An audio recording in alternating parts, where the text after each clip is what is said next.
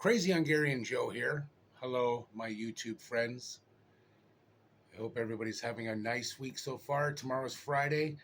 I'm making a Thursday night video because I have grandkids tomorrow. They're kind of loud, so I don't know if I'd be able to have time to make a video or not. Um, different. The company that I used to work for gave me a gave me a letter yesterday. Um, Bottom of the pit, so you get laid off, which is kind of a bummer.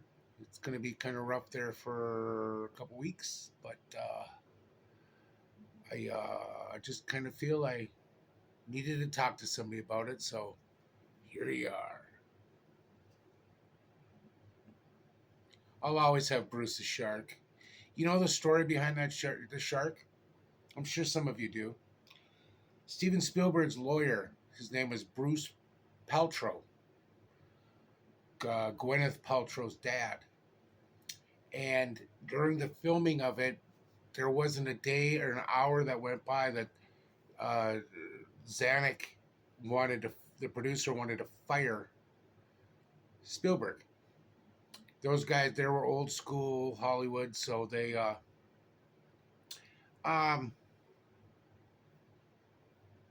they didn't like this newer group of guys coming in directing films, and they're changing the ways and getting all these method actors and Stanislavski, Meisner.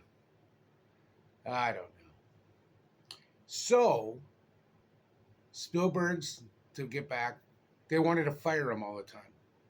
But Bruce Paltrow would just kind of come out of the water, take a bite out of it, and save his butt.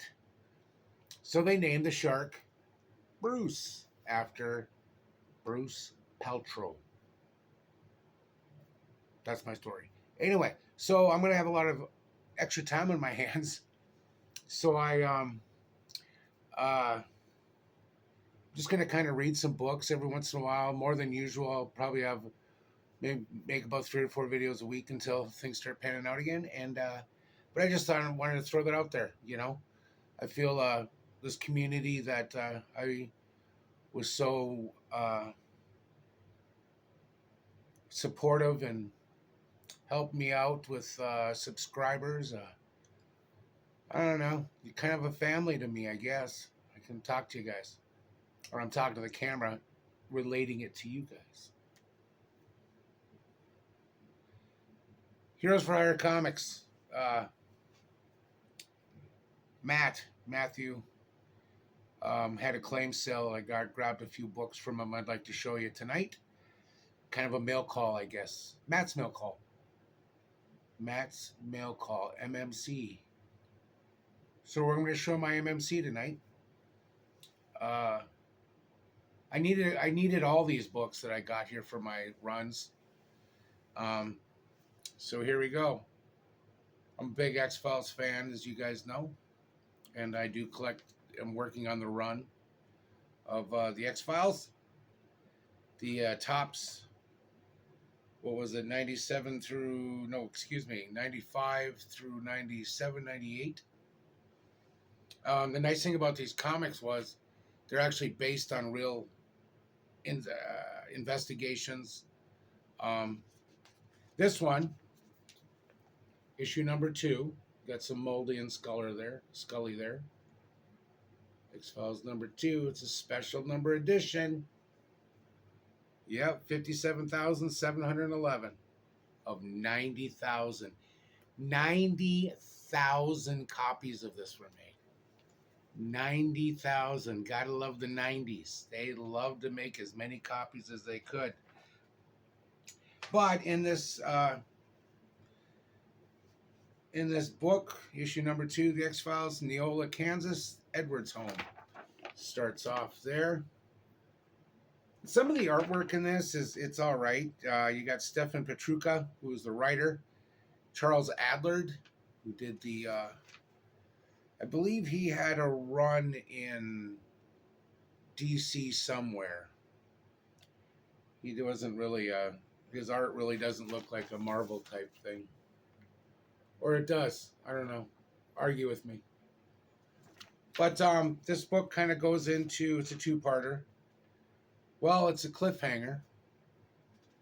Mulder and Scully are taken from their apartments late at night in their robes. FBI guy says, "Hey, we need you to go check out this Neola, Kansas, population 6,781, home of the flying saucer."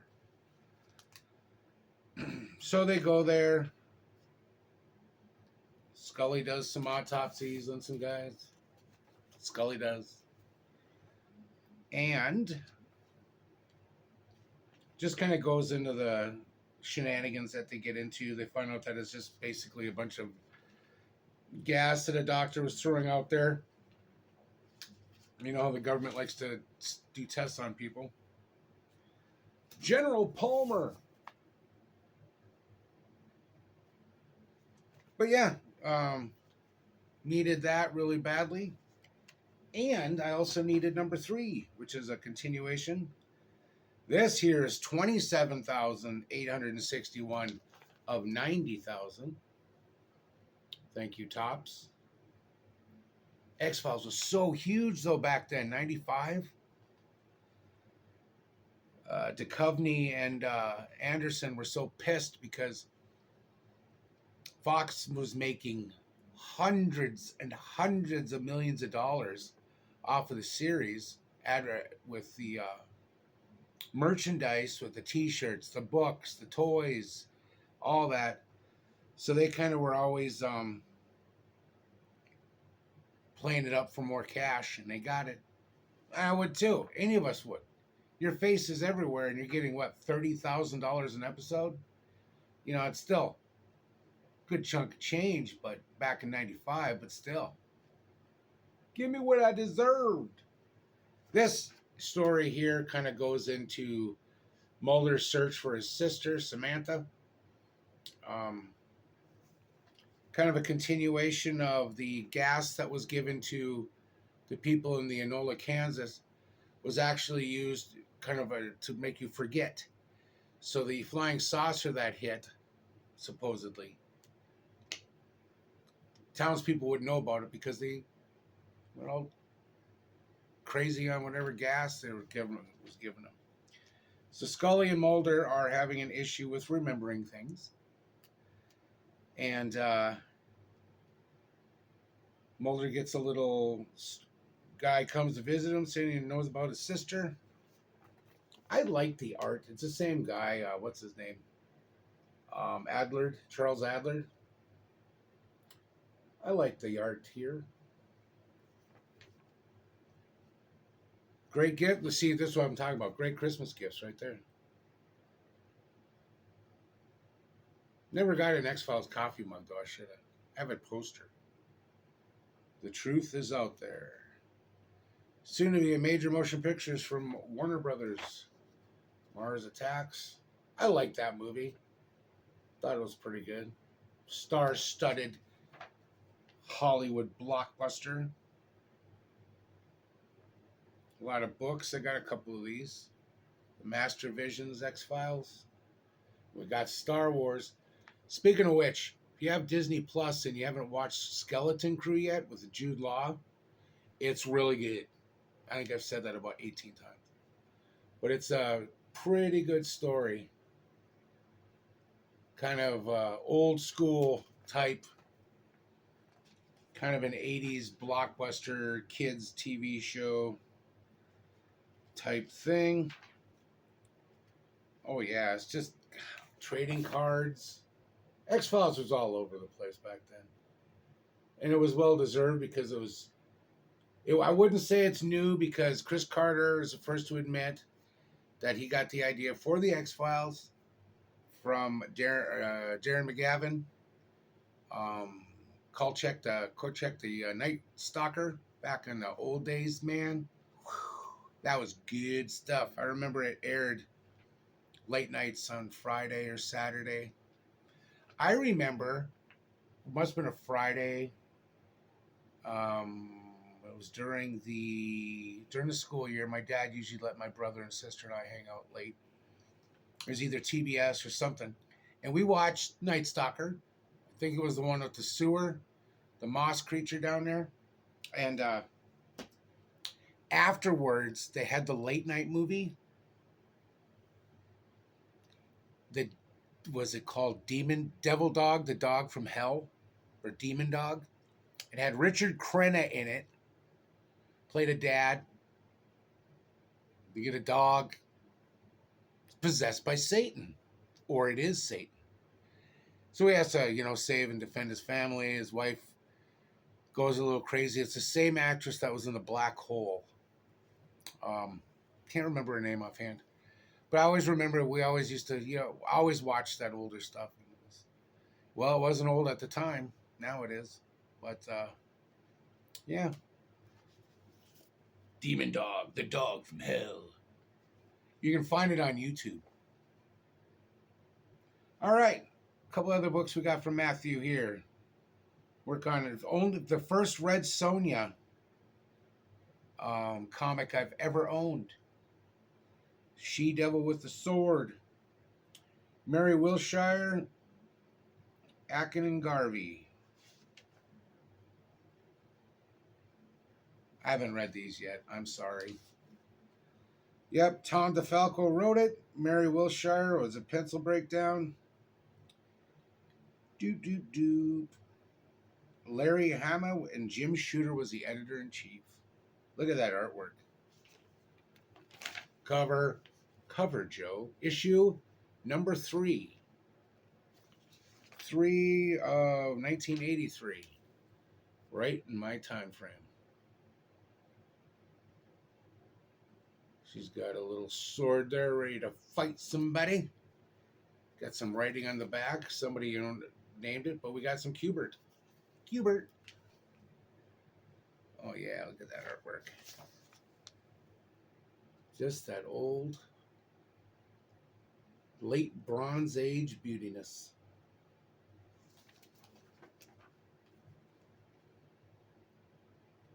Oh, Sword and the Sorcerer stuff. Punch and Juicy.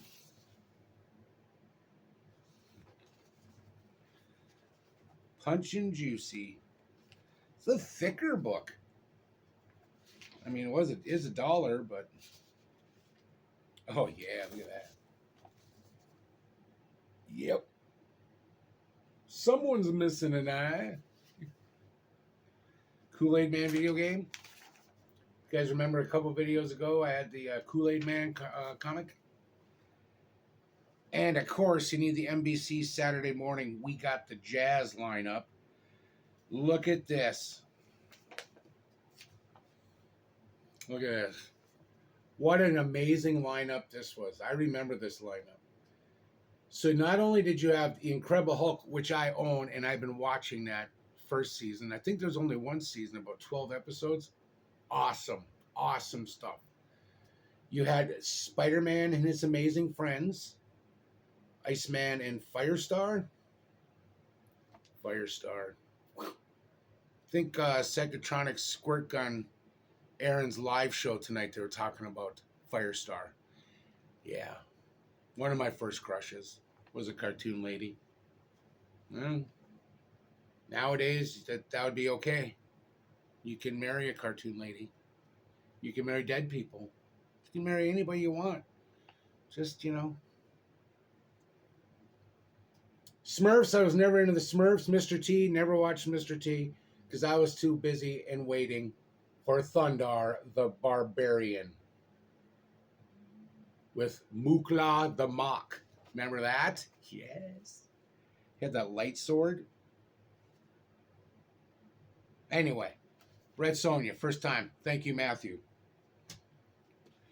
Then we're going to show I got a nice little collection here from Matt. Excuse me. Do you guys like adding cottage cheese to your lettuce, your spinach? For supper tonight, I had a bowl of spinach, put some little bit of ranch, drizzled some ranch on it, some sunflower seeds, a little bit of cheese, and I covered it in cottage cheese. Oh, God. I didn't have any broccoli, though. We got issue number 154. Conan, the Barbarian. Conan.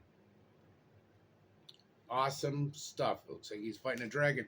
And this is interesting. Warning. Surgeons have generally determined that Assistant Editors Month is dangerous to your health.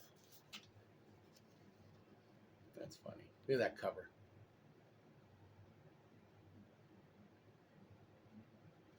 Yes, yes. And I owned this game. See, I love looking at this stuff. And it's so nice because I'm like sharing it with you guys while I'm looking at it. I played this game the hell out of Popeye at the arcade. Oh my God, the amount of quarters. Whew.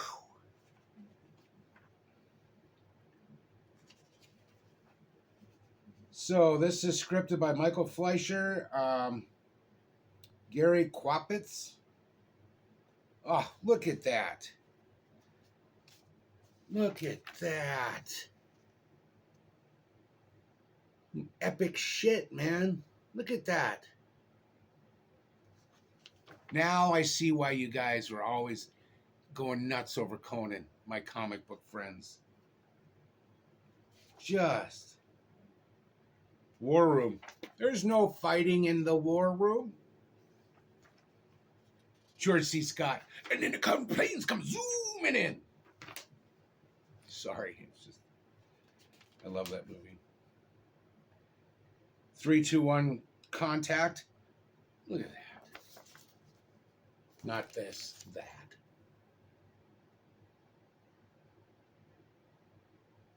Oh, beautiful.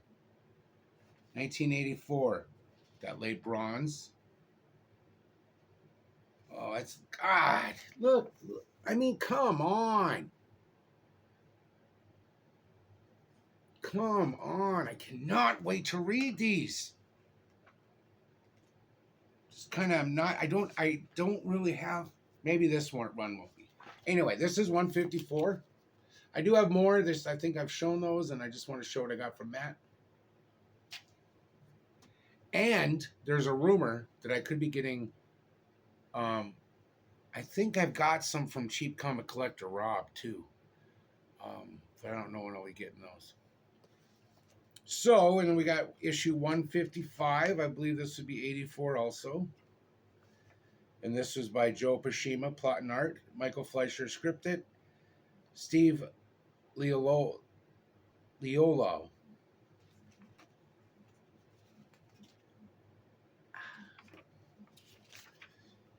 Yeah, it's not.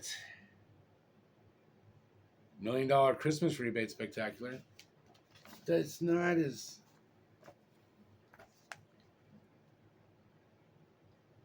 Oh, the art is still good. What has taken me so long, you guys?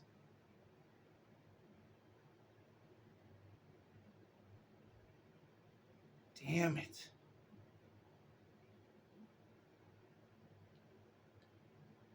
Oh, look at that. This is issue 155, 84. One of the 60 centers. 60-cent comic. Saw something here. I really loved these. And Marvel did it perfect. Stan Lee and Shooter and all those guys. Their checklists that they always had the stories. They always like in crew member, the artists and editors and writers and all the books, and they'd have the little questionnaires for them, the height box. And then of course you have the checklist. G.I. Joe number 21. Then you have, I remember having that James Bond doing the role-playing game there. One more shot of that. It's just too good, you guys. Come on. Okay, so that was 155 from Matt. Here's another interesting one. 156, 84. Plot and the breakdowns is by John Buscema. Michael Fleischer did the dialogue. Ernie Chan did the inks. Janice Chang did the letters. George Rossos did the colors. And of course, Jim Shooter at the time of Marvel was the editor-in-chief. The Curse. Look at that. Look at that. It's almost Hammer movie-ish. Like I said, this is issue 156.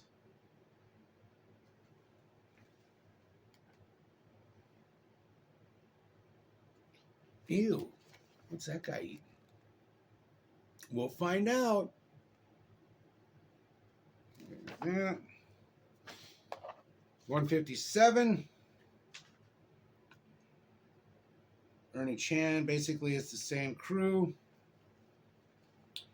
This one's called The Wizard. One artwork in there.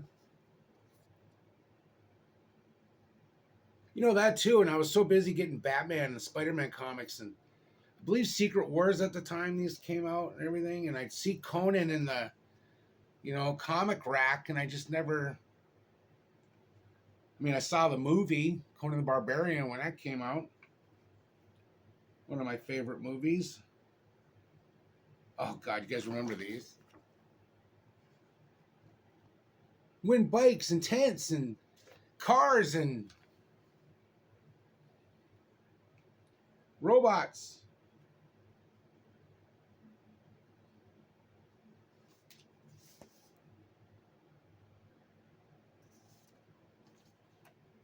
$157, couple more here. Oh, look at this cover. Gotta watch out for them redheads, This is 158, 84. Like, remember in Conan the Barbarian when he's with that one lady in the tent and doing his Conan thing? Conan. She turns into, what did she turn into?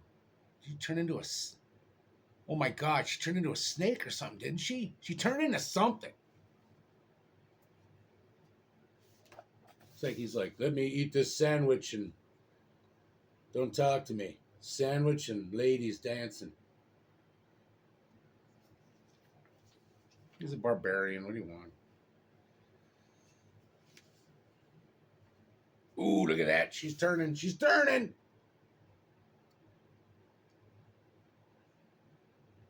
Ah, love it. Does she have horns too? No.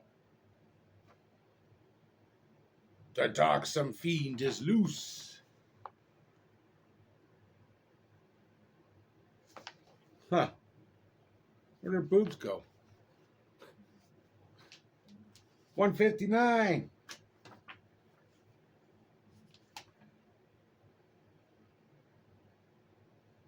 George Rossos is back with the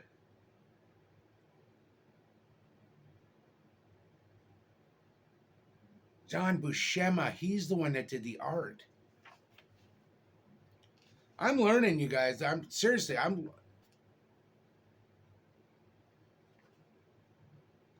learning. And once again, wonder what she's going to turn into.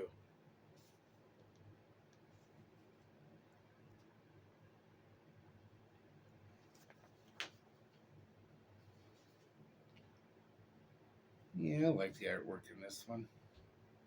It's just kind of plain, but yet story-driven, maybe.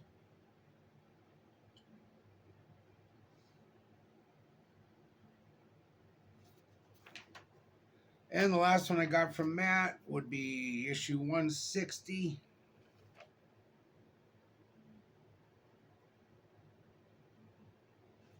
This kind of goes back to that old, what's this? The Veil of Darkness. Oh, yeah, look at that. Awesome artwork, folks. Excellent. Doing a flip. Flip you for real. Okay. Can you hear me in the back?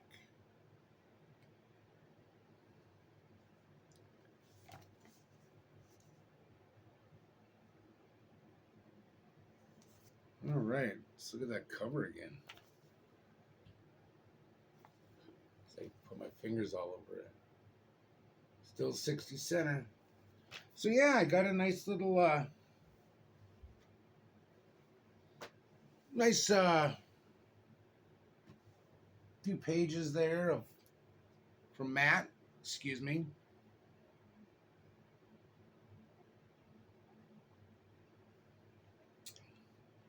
Crystal Light, pink lemonade, and a